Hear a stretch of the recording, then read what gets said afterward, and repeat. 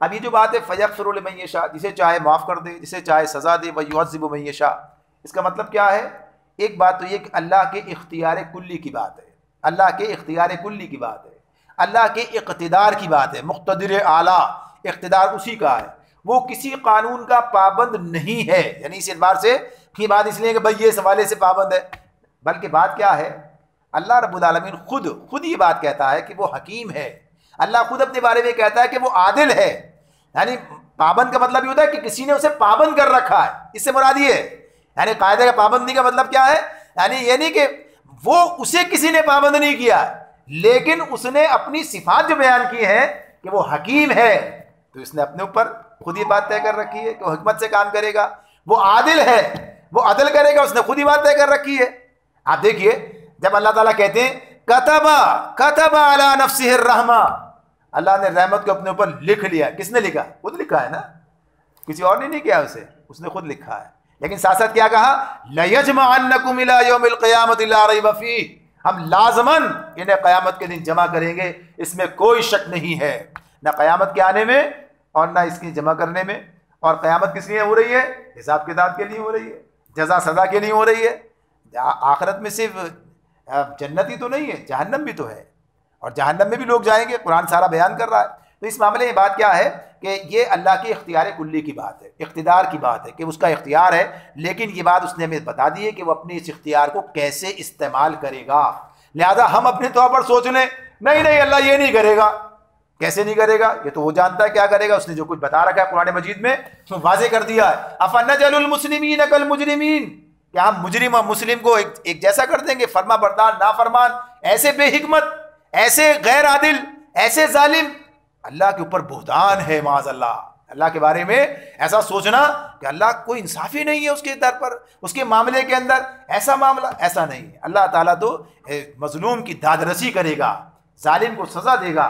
فرمایا آگے آمن الرسول بما انزل الیہ من ربہ والمؤمنون، یہ جو دو آیات آخری ہیں، اس رکوع میں کل 3 آیات ہیں، ان 2 آیات کے بارے میں یہ بات ہے کہ یہ اللہ رب العالمین کی طرف سے گویا کہیے کہ بڑی باتیں ہیں جو اس کے اندر ہمارے سامنے بیان کی گئی ہیں، اور انہیں خزانوں سے تعبیر کیا گیا ہے۔ خزانے کیا ہوتے ہیں؟ خزانہ کیا چیز ہوتی ہے؟ قیمتی چیز ہوتی ہے نا خزانہ۔ کوڑا کرکٹ تو خزانہ نہیں ہے نا، کوڑا کرکٹ بیکار چیز ہے۔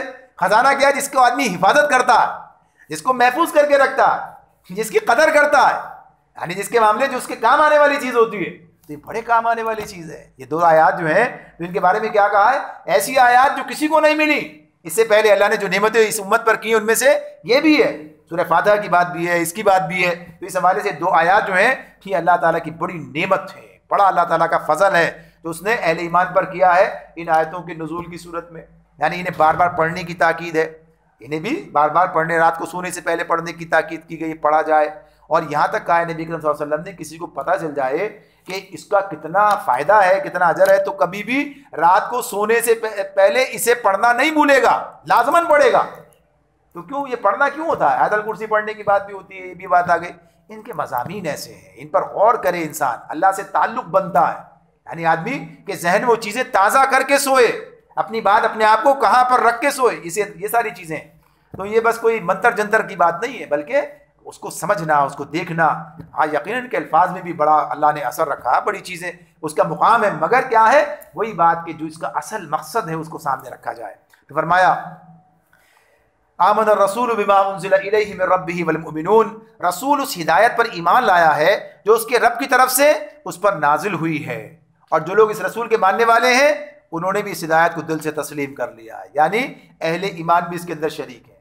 آمن الرسول بما انزل الیہ من ربہ والمؤمنون، رسول ایمان لایا ہے کس چیز پر؟ جو چیز اس کے رب کی طرف سے اس پر نازل ہوئی ہے، اور اہل ایمان بھی اس میں شریک ہیں۔ کل آمن باللہ وملائکتہ وکتبہ ورسلہ، اب یہ کل ہو گئے، رسول بھی اور اہل ایمان بھی، کل، یہ سارے کے سارے کیا کہتے ہیں؟ آمن باللہ، کہ ہم اللہ پر ایمان لائے، وملائکتہ، اس کے فرشتے، وکتبہ، اس کی کتابیں، ورسلہ، اور اس کے رسولوں پر، ان سب پر ہم ایمان لائے، ان سب کو ہم مانتے ہیں۔ لا نفرق بین احد من رسلہ، ہم اللہ کے رسولوں کو ایک دوسرے سے الگ نہیں کرتے۔ وقالوا سمعنا واطعنا، اور ان لوگوں کا کہنا کیا ہے؟ ہم نے سنا، ہم نے حکم سنا اور اطاعت قبول کی۔ غفرانک ربنا وإلیک المصیر، اے ہمارے رب ہم تجھ سے خطا بخشی کے طالب ہیں اور ہمیں تیری ہی طرف پلٹنا ہے۔ یہ ایک آیت ہوئی۔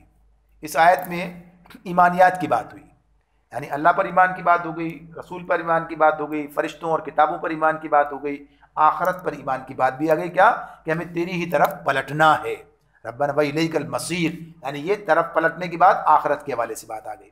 تو یہ اس طرح سے بات ہے یہ ساری۔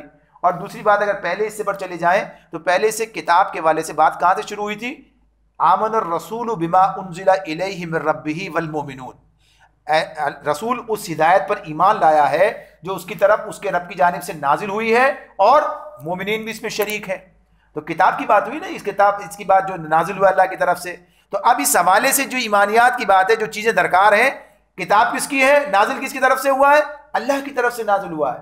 اور کس ذریعے سے آیا ہے؟ فرشتوں کے ذریعے سے آیا ہے۔ اس کو کیا کہتے ہیں؟ کتاب ہے یہ اللہ کی۔ کس کے اوپر نازل ہوئی ہے؟ رسول کے اوپر نازل ہوئی، یعنی یہ گویا کہ یہ ایک سسٹم، ایک چین، یعنی ایک پوری، اس کی کوئی کڑی ٹوٹی نہیں ہے۔ اگر ایک کڑی بھی ٹوٹ جائے، کوئی آدمی کہے فرشتوں کو نہیں مانتا، تو یہ کڑی مکمل نہیں ہوگی۔ کس ذریعے سے آیا ہے؟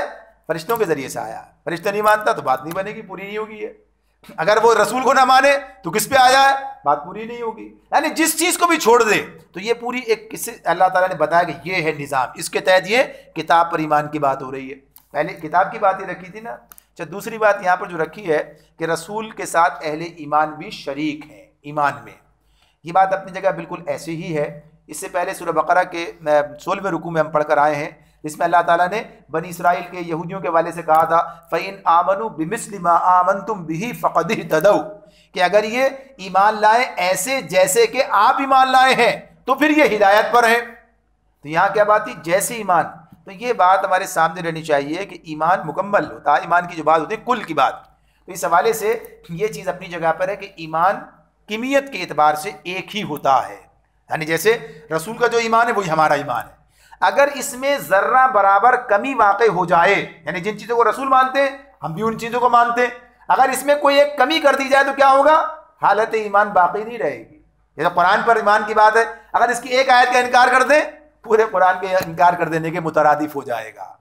جیسے یہ سلسلہ بتایا، چین بتائی کہ اس میں سے کسی ایک کڑی کو ماننے سے انکار کر دیں پورے کو ماننے سے انکار ہو جائے گا۔ تو اس اعتبار سے کمیت کے اعتبار سے کیا ہے کہ ان تمام چیزوں پر ایمان لانا ہر فرد کی ذمہ داری ہے، اور ہم سب اسی پورے اس پر ایمان رکھتے ہیں جس پر اللہ کے رسول ایمان لائے اور جیسے صحابہ ایمان لے کر آئے۔ البتہ ایمانی کیفیت کے معاملے میں پھر فرق ہے، یعنی ایمانی کیفیت، ان کے ایمان کی کیفیت کیا ہے؟ وہ آسمان پر ہیں تو ہم زمین پر ہیں، یعنی یہ کیفیت کا فرق ہے، کیفیت کا فرق ہے۔ اللہ پر وہ ان کا بھی ایمان ہے، اللہ پر ہمارا بھی ایمان ہے، لیکن ان کا توکل کہاں پہنچا ہوا ہے اور ہمارا توکل کہاں پڑا ہے؟ یہ سوچنے کی بات ہے نا، یہ ایمانی کیفیت کا مسئلہ ہے، یعنی ایمانی کیفیت کی بات۔ تو کیفیت اور کمیت کو بعض اوقات لوگ ملا دیتے ہیں، اور ملانے کے بعد پھر گڑبڑ کر رہے ہوتے ہیں۔ اس معاملے میں بہت سے مسائل پیدا ہوتے ہیں، بہت سے عقیدے کے مسئلے پیدا کر لیتے ہیں۔ تو اصل بات کیا ہے کہ یہ بات تو اپنی جگہ ہے کہ ہمیں ان تمام چیزوں پر ایمان ہمارا بھی ہوگا جن پر ایمان لانے کی بات اللہ کے رسول نے ہمارے سامنے رکھی ہے۔ اور دیکھیے بات کس چیز پر ہے؟ وہ جو اللہ نے واضح کی ہے ہمارے سامنے قرآن اور سنت کی صورت میں، کسی اور باطنی چیزوں کے حوالے سے ہم پر کوئی پابندی عائد نہیں کی گئی، جو اللہ کے رسول نے صحابہ کے سامنے رکھا اسی اعتبار سے۔ باقی کیفیات ہیں، کیفیات کو بڑھانے کی کوشش مسلسل ہوتی رہنی چاہیے، تو انشاءاللہ آگے بڑھتا جائے گا انسان۔ تو اس حوالے سے یہ بات ہے۔ دوسری بات اس کے اندر یہ ہے، اس میں کہا گیا کہ لا نفرق بین احد من رسلی، رسولوں کے درمیان تفریق نہیں کرتے۔ یہ کیا چیز ہے؟ یہ چیز یہ ہے کہ کسی کو مانے اور کسی کو نہ مانے۔ جہاں تک یہ سب باتیں کیوں ہو رہی ہیں، اور وہ آیت جو بار رکھی تھی فَإِنْ آمَنُوا بِمِثْلِ مَا آمَنْتُمْ بِهِ فَقَدِ اهْتَدَوْا، کیوں آئی ہے یہ؟ کیا وجہ ہے؟ یہ سب بھی ایمان کے مدعی تھے، یعنی بنی اسرائیل، یہودی، عیسائی ایمان کے مدعی ہیں، کہتے ہیں ہم اللہ پر ایمان رکھتے ہیں، اللہ کی کتاب پر ایمان رکھتے ہیں، ہمارے پاس بھی کتاب ہے، رسول ہے، آخرت پر ایمان رکھتے، ساری باتیں تو ہیں۔ اپنی جگہ آپ کوئی کہے بھائی یہ بھی لوگ ایمان والے، بس ٹھیک ہے یہ آپ کے رسول کو نہیں مانتے، تو ہمارا رسول نہیں، اللہ کا رسول ہے یہ رسول جو ہے، اور جو اللہ کی ایک بات کو مانے دوسری کو نہ مانے وہ نہ ماننے والوں میں شمار ہوگا۔ یعنی اس کا معاملہ کیا ہے؟ تو یہ بات ہے اصل میں صرف مسلمان وہ ہیں، یعنی وہ قوم، وہ امت ہیں کہ جو سارے رسولوں کو مانتے ہیں، اور لا نفرق بین احد من رسلی کا مطلب یہ ہے کہ کسی کو ماننا کسی کو نہ ماننا، یعنی کسی کو رسول کے حیثیت سے تسلیم کرنا اور کسی کو انکار کر دینا۔ بنیادی بات یہ ہے پھر وہ بات پیچھے پڑھ کر آگے تلک الرسل فضلنا بعضهم علی بعض، اللہ نے جو مرتبے دیے وہ اللہ ہی کے حوالے ہیں. ہم سب کے لیے عقیدت، احترام، سب کے ساتھ وہ معاملہ، کسی کی توہین نہیں، کسی کے ساتھ کسی کی بے حرمتی نہیں، کسی کی ہجو نہیں، کسی کی تضحیک نہیں، کچھ نہیں. سب کی عزت، سب کے اپنے عقیدت، سب کا احترام، سب کا مقام، سب پر ایمان. یہ ہمارے مسلمانوں کا معاملہ ہے. لیکن ان کا کیا معاملہ ہے؟ ایک کو مانتے ہیں دوسرے کا انکار کر دیتے ہیں، ایک کو مانتے ہیں دوسرے کا انکار کر دیتے ہیں. اور یہاں تک بھی بات یہ ہے جن کو مانتے ہیں ان کی بھی تضحیک کرتے ہیں، ان کی بھی توہین کرتے ہیں. جنہیں مانتے ہیں ان کے بارے میں آپ دیکھیں، داؤد علیہ السلام کو کیا مانتے ہیں، سلیمان علیہ السلام کو کیا مانتے ہیں، رسول مانتے ہیں نہیں مانتے؟ یہ ہیکل سلیمانی کس نے تعمیر کیا؟ سلیمان علیہ السلام کا معاملہ ہے نا.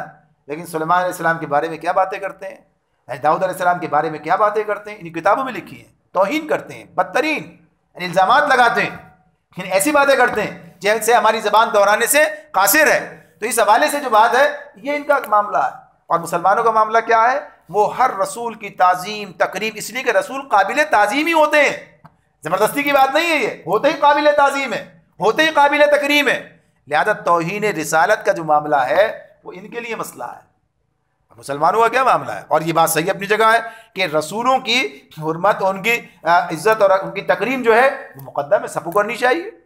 یہ اس حوالے سے بھی بات ہے.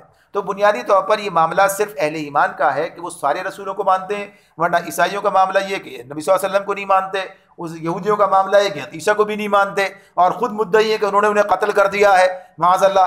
تو اس اعتبار سے یہ تمام چیزیں جو ہیں دوسروں کے پاس، اور دیکھا جائے تو پتہ چلتا ہے کون امن پسند ہے، کون جو ہے انتشار پسند ہے، کون فساد پھیلانے والا ہے، اور کون اصلاح کرنے والا ہے، کس سے فساد کی توقع کی جا سکتی ہے. یہ سارے معاملات صاف صاف سمجھ میں آتے ہیں اگر لوگ غور سے یعنی عدل کے ساتھ بات کریں. تو یہاں پر یہ بات واضح کر دی گئی. اور پھر جو ایک بڑی بات کی گئی، وقالو، اور کیا کہتے ہیں ہم سب، کیا کہتے ہیں رسول بھی، اہل ایمان بھی کیا کہتے ہیں؟ سمینا و اطعنا، ہم نے سنا اور ہم نے اطاعت کی، ہم نے سنا اور ہم نے اطاعت کی. یہ بہت بڑا معاملہ ہے، یہ آسان بات نہیں ہے، چھوٹی سی بات نہیں ہے. سمینا سے کیا مراد ہے؟ کیا سنا؟ ہر بات سنیں گے. بھائی کوئی آدمی ہے ایسا جو کہے یہ سنوں گا یہ نہیں سنوں گا؟ کوئی آدمی ایسا ہے مسلمانوں میں جو کہے میں اللہ کی سنوں گا رسول کی نہیں سنوں گا؟ یا تو یہ کہہ دے، ایسا نہیں کہے گا، اللہ کی بھی سنے گا رسول کی بھی سنے گا. اور کیا بات کہے گا؟ بھائی یہ والی سنوں گا یہ والی نہیں سنوں، ایسا بھی نہیں، ہر بات سنوں گا. اور سننے کے بعد کیا ہے؟ وَأَطَعْنَا، مانوں گا بھی کہ نہیں مانوں گا. یہ تو نہیں ہے کہ جیسے یہودیوں نے کیا کہا تھا، سَمِعْنَا وَعَصَيْنَا، ہم نے سنا لیکن مانیں گے نہیں، نافرمانی کریں گے. عصینا، تو مسلمان کا یہ قول نہیں ہے. مسلمان کا قول کیا ہے؟ اطعنا، ہم نے اطاعت کی، ہم نے تسلیم کیا، مانیں گے، ہم اطاعت کریں گے. لیکن بڑا مشکل کام ہے. دیکھیے نبی کرم صلی اللہ علیہ وسلم کے ذریعے، اس کتاب کے ذریعے جو ہدایات ہمارے سامنے آئی ہیں پوری زندگی کے لیے، زندگی کے ہر معاملے کے لیے اور زندگی کے ہر مرحلے کے لیے. انسان سے غلطی ہوگی، انسان سے کوتاہی ہوگی، اس کے بس میں نہیں ہے کہ کلی طور پر مکمل طور پر ان ہدایات پر چلے.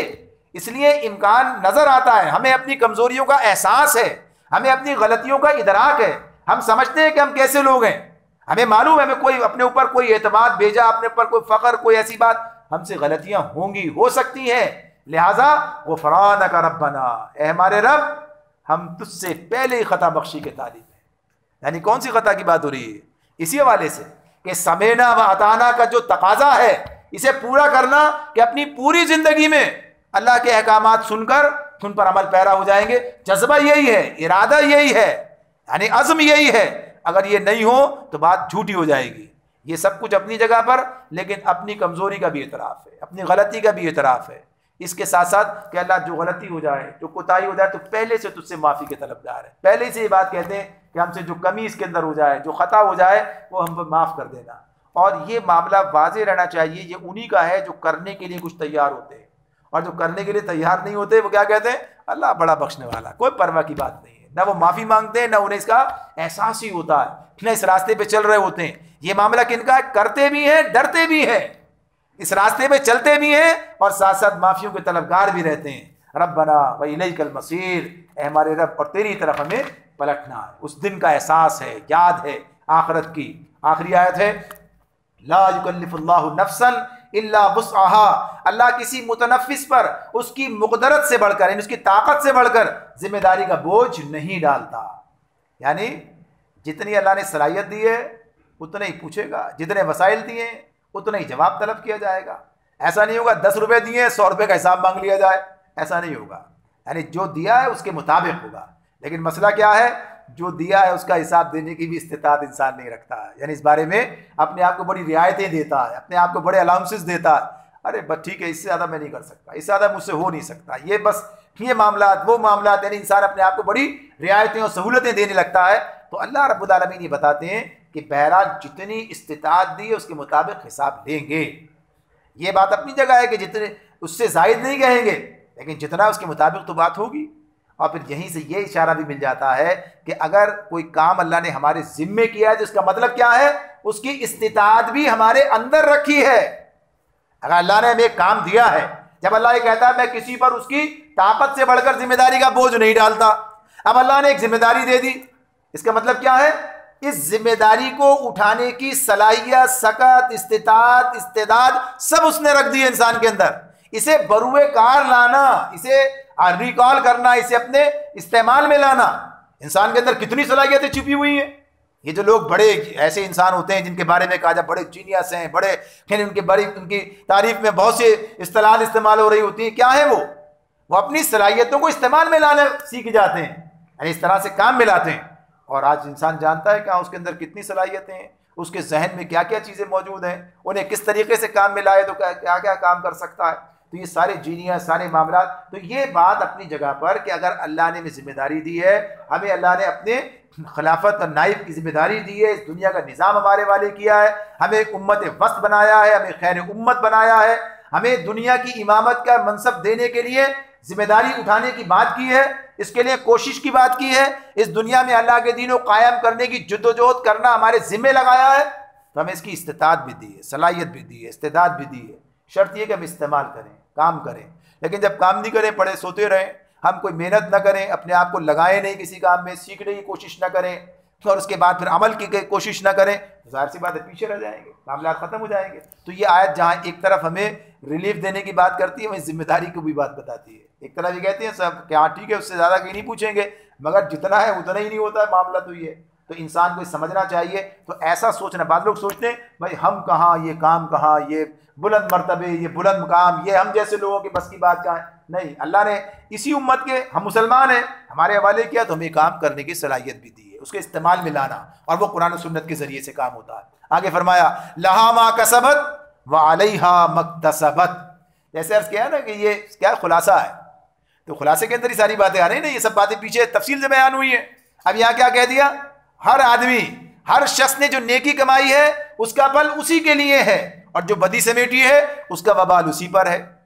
یہ کیا بات ہو گئی، ایک چھوٹا سا جملہ ہے لیکن بہت بڑی بات ہے۔ بہت سارے لوگ کیا کہتے ہیں، بھائی جہاں ساری دنیا جا رہی ہے ہم ان سے الگ تو نہیں چل سکتے نا، یعنی ہم سارے معاشرے سے ٹکر تو نہیں لے سکتے، اکیلا چنا کیا بھاڑ پھوڑے گا، اور اکیلا آدمی کیا اس کی حیثیت ہوتی ہے، لہٰذا جو دنیا کر رہی ہے وہ ہم بھی کر رہے ہیں، جدھر زمانہ جا رہا ہے ادھر ہم بھی جا رہے ہیں، تو جو پھر کیا ہوگا، جو زمانے کا انجام وہ ہمارا انجام ہو جائے گا، یعنی پھر نتیجہ یہ نکلے گا، اگر سارا زمانہ زہر کھائے گا مر جائے گا تو ہم کھائیں گے زمانے کے ساتھ تو ہم بھی مر جائیں گے، یعنی اگر وہ سب کے سب کھڈ میں گریں گے تو کیا کریں گے۔ تو بنیادی طور پر یہ بات بتا دی کہ فرد یا قوم یا گروہ کوئی بھی ہو، اصل معاملہ کیا ہے، جو نیکی کرے گا اس کا فائدہ اسی کی ذات کو ملے گا۔ تو ایسا نہیں ہے کہ ایک آدمی نیکی کرے ساری دنیا نہیں کر رہی لہذا اب ہمیں کیا ملے گا، بلکہ زیادہ اجر ملے گا کہ ساری دنیا کے برخلاف ٹکر لے کر، اس کے مقابلے پر کھڑے ہو کر، اور شیطان کی ساری ترغیبات اور معاشرے کے تمام رکاوٹیں اور ان ساری سب چیزوں کے باوجود پھر نیکی کا کام کیا، بڑا کام کیا، اللہ تعالیٰ اسی طرح اجر بھی دے گا۔ تو اس حوالے سے یہ بات ہے کہ ہر شخص اپنی ذمہ داری کے لیے خود مکلف ہے، آپ اپنے لیے، میں اپنے لیے، دوسرے اپنے لیے۔ ہاں کیا بات ہے، ایک دوسرے کو اٹھانا، ابھارنا، کوشش کرنا، ایک دوسرے کو ساتھ لے کے چلنا، یہ ہم سب کی ذمہ داری ہے، ذاتی حیثیت میں بھی ذمہ داری ہے، اور جب لے کے چلیں گے تو فائدہ اجتماعی بھی ہو جائے گا۔ تو ویسے اصولی بات کیا ہے، جو آدمی نیکی کرے گا اسی کے لیے، جو بدی کرے گا اسی کے لیے، تو یعنی ہر شخص اپنے عمل کا خود ذمہ دار ہے۔ ربنا لا تؤاخذنا ان نسینا او اخطانا، اب یہاں سے دعائیں ہیں جو اللہ نے بھی سکھائی ہیں۔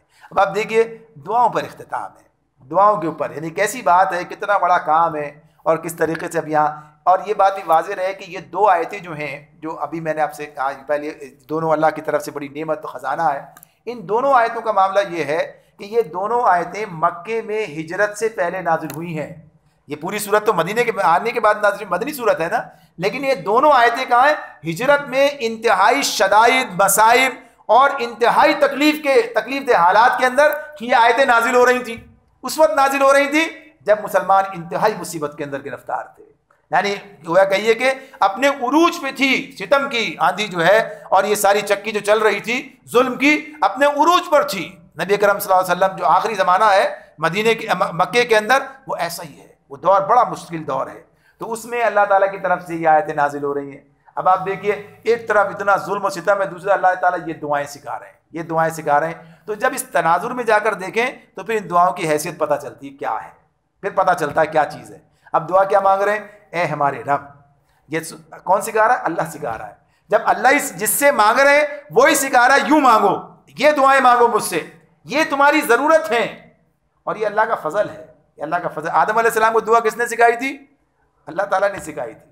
فَتَلَقَّى آدَمُ مِن رَبِّهِ كَلِمَاتٍ فَتَابَ عَلَيْهِ إِنَّهُ هُوَ التَّوَّابُ الرَّحِيمُ. ایسا توبہ قبول کرنے والا ہے، توبہ کرنے کے الفاظ بھی سکھاتا ہے، ایسے مانگو. پھر ظاہر سی بات ہے جب وہ دینے والا خود بتاتا ہے پھر کیا مسئلہ ہے. تو ہماری ضرورت بھی اس اعتبار سے بات ہو رہی ہے وہاں پر، اس مقام پر، کہ اے ہمارے رب، ہم سے بھول چوک میں جو قصور ہو جائیں ان پر گرفت نہ کر. ربنا لا تؤاخذنا ان نسینا واخطانا، نسیان اور خطا. اب آپ دیکھیے بات یہ ہے، یہ تو آیتیں اپنے اندر بڑا مضمون رکھتی ہیں جس کو ہم اس وقت سمیٹنے سے قاصر ہیں. تو یہ بات کہ نسیان اور خطا یعنی بھول گئے، غلطی سے کام ہو گیا، خطا. ویسے تو جو مفسرین اور فقہا جس پر بات کرتے ہیں کہ جو غلطی بھی ہوتی ہے نسیان اور خطا کے دائرے میں ڈالتے ہیں. حالانکہ انسان جان بوجھ کے بھی کرتا ہے، ڈٹائی کے ساتھ بھی کرتا ہے، لیکن کہا کہ یہ بہرحال ہے، اپنی حقیقت کو بھول جاتا ہے، اپنی حیثیت کو بھول جاتا ہے، شیطان کے بہکاوے میں آ جاتا ہے. رعایتیں انسان کو بہرحال اللہ تعالیٰ ایسا ہی معاملہ کر لے. ورنہ تو وہ ہے نا جو ہم نے 5واں کلمہ استغفار، اس میں کیا کہتے ہیں؟ استغفر اللہ ربی من کل ذنب اذنبتہ عمدا او خطأ. عمدن اور خطأن تو دو الگ. عمدن کیا ہوتا ہے؟ جان بوجھ کے کیے، اس کی بھی معافی مانگتے ہیں، اور جو غلطی سے کی اس کی بھی مانگتے ہیں. لیکن اللہ یہاں کیا سکھا رہے ہیں؟ یہاں عمدن کا لفظ نہیں آیا یہاں پر. لا تؤاخذنا، ہمیں نہ پکڑ، ان نسینا واخطانا، جو نسیان، بھول سے، خطا سے جو غلطیاں ہو جائیں، جو گناہ ہو جائیں، ان پر ہماری گرفت نہ کر. اس لیے کہ مومن کی شان یہی ہے. مومن کی شان کیا ہے؟ جانتے بوجھتے ڈٹ کر ڈھٹائی سے یہ گناہ کرنا اس کی شان نہیں ہے. البتہ یہ ہے کہ اس سے غلطیاں سرزد ہو سکتی ہیں، بھول چوک ہو سکتی ہے. تو اس موقع پر اللہ تعالیٰ یہ دعا سکھا رہے ہیں. پھر کیا کہا؟ وَلَا تَحْمِلْ عَلَيْنَا إِصْرًا كَمَا حَمَلْتَهُ عَلَى الَّذِينَ مِنْ قَبْلِنَا. مالک ہم پر وہ بوجھ نہ ڈال جو تو نے ہم سے پہلے لوگوں پر ڈالے تھے. ہے نا تاریخ پوری ساری کی ساری سامنے. وَالسَّمَاءِ ذَاتِ الْبُرُوجِ وَالْيَوْمِ الْمَوْعُودِ شَاهِدٍ وَمَشْهُودٍ قُتِلَ أَصْحَابُ الْأُخْدُودِ النَّارِ ذَاتِ الْوَقُودِ إِذْ هُمْ عَلَيْهَا قُعُودٌ وَهُمْ عَلَىٰ مَا يَفْعَلُونَ بِالْمُؤْمِنِينَ شُهُودٌ. یعنی ہو رہا تھا نا یہ کیسے کر رہے تھے وہ. اس موقع پر وہ جو گھڑے والے اللہ تعالیٰ اعلان کرتے ہیں مارے گئے، اور کیسے گھڑے تھے؟ جس کے اندر وقود، جس کے اندر جب ایندھن پڑا اور بڑی آگ تھی اور اہل ایمان کو اس کے اندر ڈال رہے تھے. یہ سب کچھ ہو رہا تھا، قرآن بیان کر رہا ہے. نبی کرم صلی اللہ علیہ وسلم کیا فرما رہے ہیں؟ تم سے پہلے ایسے لوگ گزرے جنہیں گڑھا کھود کر گاڑ دیا جاتا اور آرے سے دو ٹکڑے کر دیے جاتے، چیر دیا جاتا. لوہے کے کنگوں سے ان کے جوڑوں پر سے گوشت نوچ لیا جاتا. یعنی بڑے بڑے ظلم، بڑے بڑے معاملات گزرے ہیں. تو انسان کیا ہے؟ اللہ سے کہتا ہے اللہ ہم پر وہ ذمہ داری کے بوجھ نہ ڈال، ہم پر وہ آزمائشیں نہ ڈال جو تو نے ہم سے پہلے لوگوں پر ڈالی ہے. اس آزمائش کی دعا کرنا یہ کسی بھی طرح سے گنجائش نہیں. کیا بات ہو رہی ہے؟ بلکہ اللہ سے کیا دعا کرنا؟ اب ہمارے لیے کیا ہے؟ یہ ہمارے لیے کیا ہے؟ یعنی یہ تو وہ کہہ رہے تھے جب یہ آیتیں نازل ہو رہی تھی، وہ جو انگاروں پر لٹائے جا رہے تھے، جو ریت میں گھسیٹے جا رہے تھے، جو جن کے پتھر سینے پر رکھے جا رہے تھے، جو ساری قربانیاں دے رہے تھے، وہ یہ کہہ رہے تھے. اور آج ہم کیا کہہ رہے ہیں؟ ہمارا معاملہ کیا ہے؟ ہم اس کو بھی دیکھ کے لرزتے ہیں، یعنی اس کیفیات کو بھی دیکھ کے ہماری طاقت تو استعداد وہ بھی نہیں ہے. تو ہم سے پہلے یہ ہر دور کے اندر یہ ایسی رہے گی بات، ہر دور کے اندر کہ ہم کیا کہتے ہیں؟ ہم سے پہلے جتنے بھی ہیں ہم میں تو اتنی استطاعت نہیں ہے. اب کیا بات کیا کہتے ہیں نا بھائی وہ تو صحابہ تھے جو کام کر سکتے. اللہ نے ہمیں بھی تو دعا سکھائی ہے، ٹھیک ہے جتنی ہمارے اندر ہے ہم سے اتنی لے کے راضی ہو جا. اصل میں بات کیا ہے؟ کام انسان کی کوشش، محنت. اصل کام کرنے والا کون ہے؟ اللہ رب العالمین. یعنی سارے نتائج کون لے کر آئے گا؟ کوشش ہم کریں گے، نتائج اللہ کی طرف سے آئیں گے. تو جیسے ہمیں ایسی ہماری کوشش بھی ہوگی. تو ہم سے کہتے ہیں اللہ ہم سے ہمارے حساب سے معاملہ کر لیجئے. تو اللہ ہمیں یہ سکھاتے ہیں، ہر ایک جگہ پر ہر مسلمان کو سکھا دیا. تو یہ کہہ دیا ہم پر وہ بوجھ نہ ڈال جو تو نے ہم سے پہلے لوگوں پر ڈالے تھے. ربنا ولا تحملنا ما لا طاقت لنا به. اب یہ آخری بات، یعنی کیا؟ اب اس کے اندر یہ عافیت کا معاملہ کر دیا. یہ اللہ نے سکھائی ہیں چیزیں، اس پر غور کریں، بیٹھیں گھنٹوں. یعنی یہ بات جو پہلے خطا کی نسیان کی بات کی، پھر کہا جو دوسروں پر وہ مدد کرنا، اب آخر میں کیا کہہ دیا؟ یعنی اور نیچے آئے، اور نیچے اتر گئے. کہاں پہنچ گئے؟ اے اللہ جس بار کو اٹھانے کی طاقت ہم میں نہیں ہے وہ ہم پر نہ رکھ. ختم ہو گئی. اس کو چھوڑ دیجئے. بھائی فلاں کے ساتھ یہ ہوا، فلاں کے ساتھ آپ کیا چیز، آپ کے ساتھ کچھ بھی نہیں ہوا. ٹھیک، ہم اپنی کمزوری تسلیم کرتے ہیں، جس کو ہم نہیں اٹھا سکتے وہ ہم پر نہ رکھ. یعنی جہاں ہم ناکام ہو جائیں، جہاں فیل ہو جائیں، ایسا سوال ہمارے سامنے نہ لا، ایسی آزمائش ہم پر نہ ڈال کہ جس کے نتیجے میں ہم آزمائش میں فیل ہو جائیں. یہ اللہ سکھا رہا ہے، جو ڈالنے والا وہی سکھا رہا ہے. ایسے دعا مانگو، ایسے بچ جاؤ گے. تو اس طرح دعائیں کرنا. لیکن دعاؤں کی روح اسی وقت آ سکتی ہے جب دعاؤں کو آدمی سمجھے گا. دعائیں اس کے سامنے، اور دعاؤں کے حوالے سے کچھ کر بھی رہا ہوگا. اس راستے پہ چلنے میں یہ آزمائشیں ہیں نا. جو گھر بیٹھا رہے گا اس کا کیا معاملہ ہے؟ اس نے تو سبھی کچھ چھوڑ دیا ہے. ہاں، گرتے ہیں شاہ سوار ہی میدان جنگ میں، وہ طفل کیا گرے گا جو گھٹنوں کے بل چلے. جو چلنے کے لیے تیار نہیں ہے، جو میدان میں اترنے کے لیے تیار نہیں ہے، جو حق و باطل کے سامنے ڈٹنے کے، یعنی اس آزمائش میں اترنے کے لیے تیار نہیں ہے، باطل کے سامنے ڈٹنے کے لیے تیار نہیں ہے. تو آگے واضح ہو رہا ہے نا کیا بات ہو رہی. تو آگے پوری کرنے بعد واعف عنا، آگے بھی چھوٹے چھوٹے جملوں میں دعائیں. کیا؟ اللہ تعالیٰ سے ہمارے ساتھ نرمی کر. واعف عنا، عفو درگزر کا معاملہ، عفو درگزر. واغفر لنا، ہم سے درگزر فرما. ورحمنا، ہم پر رحم کر. انت مولانا، تو ہمارا مولا ہے، تو ہمارا مولا ہے. مولا کا اس کی طرف رجوع کیا جاتا ہے. جو سرپرست جس کی طرف جمع ہوتے ہیں انسان، ہم کہاں جاتے ہیں؟ اللہ ہی کو پکڑتے ہیں، اللہ ہی کی طرف جاتے ہیں، اسی سے وابستہ ہوتے ہیں. انت مولانا فانصرنا علی القوم الکافرین، کافروں کے مقابلے میں ہماری مدد کر. یہ آخری جملہ کیا بتا رہا ہے؟ واضح کر رہا ہے نا بات. کہاں کھڑے ہیں؟ کافروں کے مقابلے میں ہماری مدد کر. فانصرنا علی القوم الکافرین، کافروں کے مقابلے میں ہماری مدد کر. کہاں کھڑے ہیں بھائی؟ یہ بات ہے نا، یہ یہاں کھڑے ہیں، کافروں کے مقابلے میں کھڑے ہیں تو بات کر رہے ہیں. جو کافروں کے ساتھ کھڑے ہیں وہ بات کیا کریں گے؟ جو کافروں کے ساتھ کھڑے ہیں وہ کیسے بات کر سکتے ہیں؟ جو کافروں کے سامنے کھڑے ہیں، اس کے مقابلے میں کھڑے ہیں، حق و باطل کی کشمکش میں شریک ہیں، جو حق کو لے کر باطل کے سامنے ڈٹے ہوئے ہیں، وہ اللہ سے دعا کر رہے ہیں اللہ کافروں کے مقابلے میں ہماری مدد فرما. لیکن آج کے دور میں مسلمان نہ اس بات کو سمجھتے ہیں، نہ جانتے ہیں، نہ غور کرتے ہیں، نہ سوچتے ہیں. دعا تو یہ مانگ رہے ہوتے ہیں، مانگتے ہیں، ہم سب مانگتے ہیں، مانگنی بھی چاہیے. لیکن یہ بھی سوچنا چاہیے کہ اس دعا کو مانگتے وقت ہمیں کہاں موجود ہونا چاہیے. ایک مسلمان کو اسی مقام پر ہونا چاہیے کہ وہ حق و باطل کی کشمکش میں حق کے ساتھ کھڑا ہو.